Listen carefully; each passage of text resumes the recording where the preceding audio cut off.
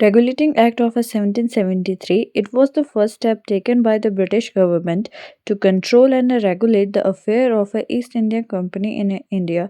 It recognized for the first time the political and administration function of the company. It laid the function of the central administration in India. The feature of this act were as follow. It designated the governor of Bengal as a governor general of Bengal and create an executive council of a four member to assist him. 1 plus 4, 1 is the governor general and 4 are the executive council member which help him them to make decision regarding, and the first governor general of Bengal was Lord Warren Hastings. Second is it made the governor of Bombay and Madras presidency subordinate to the governor general of Bengal. Unlikely earlier, the three presidency are independent from each other. These three presidency are Bengal, Madras, and Bombay.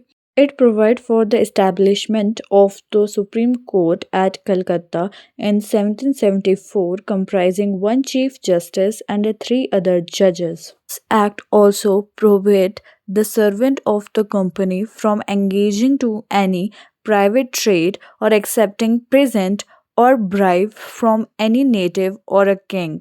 According to this act, the Britisher also established a government body to see all the revenue, civil or military affair which held in India by British company, and this government body is known as the Court of Directors. Next act came after 8 years of Regulating Act of 1773, so it is a bit of a rectifying the defect of a Regulating Act of 1773, amending Act of 1781. This is also known as the Act of a Settlement. So the feature of this act were as follow.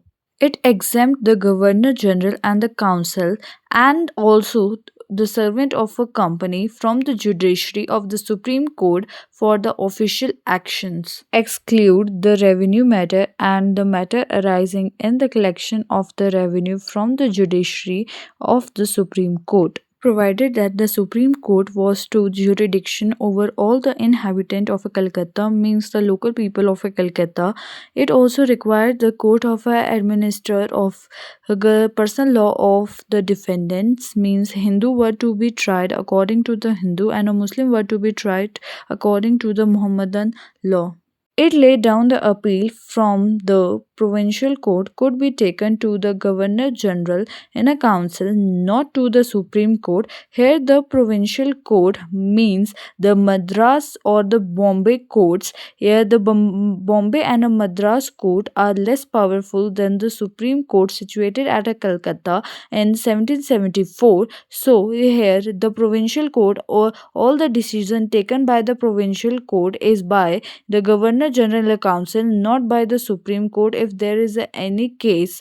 It empowered the Governor General in a council, means 1 plus 4, where the Governor General and the 4 executive council members are held together to frame regulation for the provincial courts and their councils. Here, the provincial courts are the Bombay and the Madras courts. The another act was the Pitt's Indian Act 1784.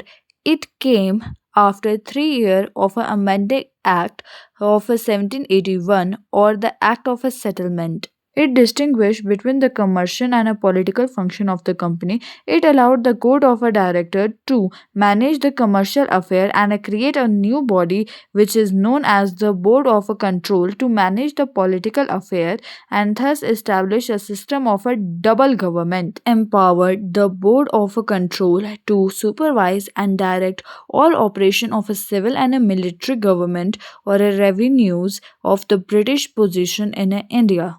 Pitt's Indian Act of 1784 onwards, the Board of Control became more powerful than the Court of Directors. The another act came after the 2 years of Pitt's Indian Act of 1784.